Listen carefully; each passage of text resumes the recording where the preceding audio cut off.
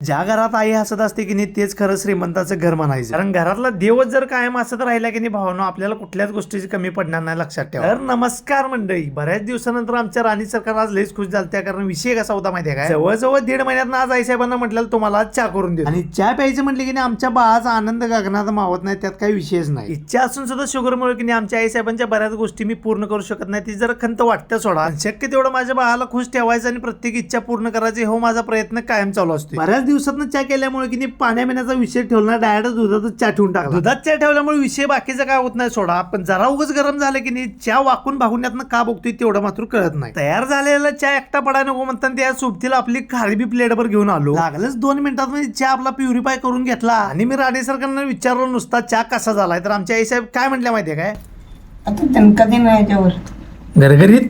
होय.